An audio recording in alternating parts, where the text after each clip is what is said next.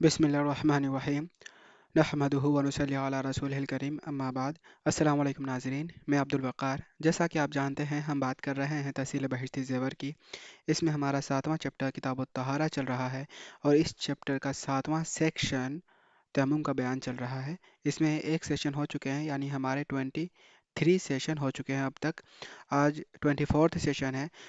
इसमें हम तयम्मुम सही होने की शराइत को कंटिन्यू करेंगे, जिसमें हमने एक शर्त, पहली शर्त नियत को हमने कवर कर लिया था और दूसरी शर्त को हम कंटिन्यू करेंगे आज। और भी कई सारी शराइत हैं और जो मज़ीद शराइत हम आइंदा आने वाले सेशंस में करेंगे। आज हम सेकंड शर्त को हम कंप्लीट करेंगे और बात करेंगे इंतज़ाम न होने की वजह से कादिर न होना, यानी कि पानी के इस्तेमाल पर कुदरत न होना। किस तरीके से कुदरत न होना? इंतज़ाम न होने की सूरत में पानी पर कुदरत न होना, मर्ज़ की वजह से कादिर न होना, प्यास, दरिंद दरिंदे या दुश्मन की वजह से हलाकत का खौफ, ऐसी नमाज फौत होने का खौफ जिसका बदल न हो। आइए शुरू करते हैं। इंतज़ाम न होने की वजह से पानी पर कादिर न होना। मसला नंबर 12, कुएं से पानी निकालने की कोई चीज़ न हो और न कोई कपड़ा हो जिसको कुएं में डालकर तर कर ले और उसे निचोड़ कर वज़ू करे, या पानी मटके वगैरह में हो और कोई चीज़ पानी निकालने की न हो और मटका झुका कर भी पानी न ले सकता हो और हाथ नजस हो और कोई दूसरा शख्स ऐसा ना हो जो पानी निकाल कर दे या उसके हाथ धुला दे, ऐसी हालत में तयम्मुम दुरुस्त है। यहाँ पर यह कहा गया है कि अगर पानी मौजूद है लेकिन वो कुआं में है या ऐसे मटका में है जिसको झुका नहीं सकते। कुआं में पानी तो है लेकिन निकालने का कोई ज़रिया नहीं, ना ही कोई कपड़ा है जिसे हम पानी में कुएं में डालकर उसको निचोड़ कर पानी इकट्ठा कर लें। और मटका में जो पानी है वो ऐसा है कि उसको हम झुका नहीं सकते। हाथ नापाक है और कुछ निकालने का ज़रिया नहीं, वहाँ कोई शख्स ऐसा मौजूद नहीं जो उसमें से पानी निकाल कर हमें दे या हमारे हाथ को धुला दे कि हमारा हाथ पाक हो जाए और उसमें से पानी ले लें। तो इन सब सूरत में हम तयम्मुम कर सकते हैं। मसला नंबर 13, अगर पानी कीमतन बिकता है तो अगर किसी के पास कीमत ना हो तो तयम्मुम कर लेना दुरुस्त है, और अगर कीमत पास हो और रास्ता में किराया वगैरह की जितनी ज़रूरत पड़ेगी उससे ज़्यादा भी है तो ख़रीदना वाजिब है। अलबत्ता अगर इतना महंगा बेचे कि अमूमन पानी की इतनी कीमत नहीं होती तो ख़रीदना वाजिब नहीं, तयम्मुम कर लेना दुरुस्त है। और अगर किराया वगैरह रास्ता के ख़र्च से ज़्यादा रकम नहीं तो भी ख़रीदना वाजिब नहीं, तयम्मुम कर लेना दुरुस्त है। अब यहाँ पर यह कहा गया है कि अगर पानी बिक रहा है कहीं पर और आपके पास पैसे नहीं हैं तो आप तयम्मुम कर लें। और अगर आपके पास पैसे हैं और इतने पैसे हैं कि जो आपको ज़रूरत है की चीज़ें हैं, जैसे आप सफ़र में हो तो फिर किराया वगैरह का जो भी खर्चा आता है उससे ज़्यादा बचेगा आपके पास, तो आप पर पानी ख़रीदना वाजिब है। और अगर पानी की कीमत ज़्यादा दे रहा लगा रहा है, वो उतने की पानी बिकती नहीं, तो ख़रीदना वाजिब नहीं, आप तयम्मुम कर लें। मसला नंबर 14, अगर रास्ते में कुआं तो मिल गया मगर लोटा रस्सी पास नहीं, इसलिए कुएं से पानी निकाल नहीं सकता, न किसी और से मांग कर मिल सकता है, तो भी तयम्मुम दुरुस्त है। मसला नंबर 15, अगर सफ़र में किसी और के पास पानी हो तो अपने दिल में सोचे, अगर गालिब गुमान यह हो कि पानी मांगने पर मिल जाएगा तो बग़ैर मांगे हुए तयम्मुम कर लेना दुरुस्त नहीं। और अगर यह गुमान हो कि मांगने से वो शख्स पानी नहीं देगा तो बगैर मांगे भी तयम्मुम करके नमाज पढ़ लेना दुरुस्त है। लेकिन अगर नमाज के बाद उससे पानी मांगा और उसने दे दिया तो नमाज दोहराना पड़ेगा। इस मसले में ये कहा गया है कि अगर कोई सफ़र में है और उसको पता है कि फ़लाँ शख्स के पास पानी तो है, लेकिन उसके दागे दिल में गालिब गुमान ये हो रहा है कि वो मुझे दे देगा पानी मांगने पर, तो पानी मांगे और उससे वज़ू करे और नमाज पढ़े। अगर गालिब गुमान ये हो कि वो पानी नहीं देगा तो वो तयम्मुम कर ले, नमाज पढ़ ले। और अगर नमाज पढ़ने के बाद में पानी मांगता है और पानी वो दे देता है तो उसको वज़ू करके दोबारा नमाज पढ़ना पड़ेगा। मर्ज़ की वजह से पानी पर कुदरत ना होना। मसला नंबर 16, अगर बीमारी की वजह से पानी नुकसान करता हो कि अगर वज़ू या गुस्ल करेगा तो बीमारी बढ़ जाएगी یا ٹھیک ہونے میں دیر لگے گی تب بھی تیمم درست ہے، لیکن اگر ٹھنڈا پانی نقصان کرتا ہو اور گرم پانی نقصان نہ کرتا ہو تو گرم پانی سے غسل کرنا واجب ہے۔ البتہ اگر ایسی جگہ ہے کہ گرم پانی نہیں مل سکتا تو تیمم کرنا درست ہے۔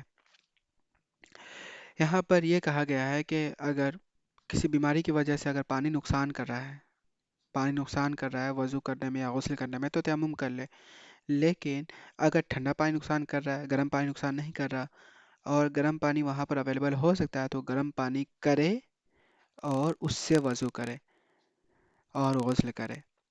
اگر گرم پانی مہیا نہیں ہو سکتا، ایسی جگہ ہے کہ گرم پانی نہیں مل سکتا اسے، تو تیمم کر لے۔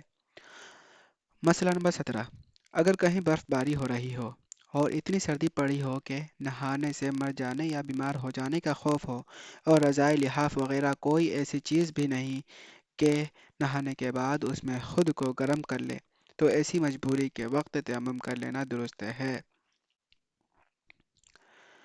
مسئلہ نمبر 18، اگر کسی کے آدھے سے زیادہ بدن پر زخم ہو یا چیچک نکلی ہو تو نہانا واجب نہیں بلکہ تیمم کر لے۔ مسئلہ نمبر 19، اگر غسل سے نقصان کا اندیشہ ہو اور وضو سے نقصان کا اندیشہ نہ ہو تو غسل کے لیے تیمم کرے۔ پھر اگر غسل کے تیمم کے بعد وضو ٹوٹ جائے تو وضو کے لیے تیمم نہ کرے بلکہ وضو کرے اور غسل کے تیمم سے پہلے وضو توڑنے والی کوئی بات پائی گئی اور پھر غسل کا تیمم کیا ہو تو یہی تیمم غسل اور وضو دونوں کے لیے کافی ہے۔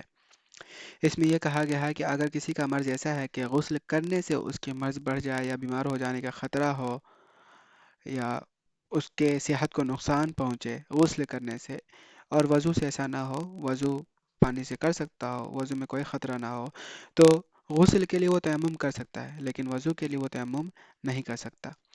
اگر اس نے غسل کے لیے تیمم کیا پھر اس تیمم سے نماز پڑھ لی تو نماز درست ہوگی، کیونکہ غسل کا جو تیمم ہوگا وہ تیمم وضو کے لیے بھی کافی ہے، لیکن غسل کے تیمم کرنے کے بعد اگر اس کا وضو ٹوٹنے والی کوئی بات پیش آتی ہے تو اب جب وہ وضو بنائے گا تو وضو پانی سے کرنا پڑے گا، اب تیمم وضو کے لیے نہیں کر سکتا۔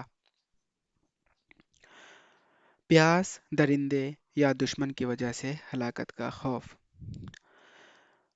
مسئلہ نمبر 20، کسی کے پاس پانی تو ہے لیکن راستہ ایسا ہے کہ مزید پانی نہیں مل سکتا، راستہ میں پیاس کے مارے تکلیف یا ہلاکت کا خوف ہے تو نہ کرے، تیمم کر لینا درست ہے۔ مسئلہ نمبر 21، اگر پانی قریب ہے لیکن سانپ وغیرہ کوئی جانور یا دشمن پانی کے پاس ہے جس کی وجہ سے پانی نہیں مل سکتا تو تیمم درست ہے۔ مسئلہ نمبر 22، ڈر ہے کہ اگر ریل سے اترے گا تو ریل چل پڑے گی اور ریل میں پانی موجود نہیں تب بھی تیمم درست ہے۔ تو یہاں پر کچھ خوف کی بات کی جا رہی ہے، ہلاکت کے خوف کی بات کی جا رہی ہے کہ اگر پانی ہے لیکن جہاں پانی ہے وہاں پر ایسے جانور ہیں یا ایسی چیزیں جہاں پر جانے میں خطرہ ہے تو اس وقت تیمم کر لے، یا پھر پانی تو ہے لیکن تھوڑا اتنا ہی پانی ہے کہ ہمارے سفر میں پینے کے لیے ہی ہے بس، اور سفر میں کہیں پانی ملے گا نہیں تو اس وقت تیمم کر لے۔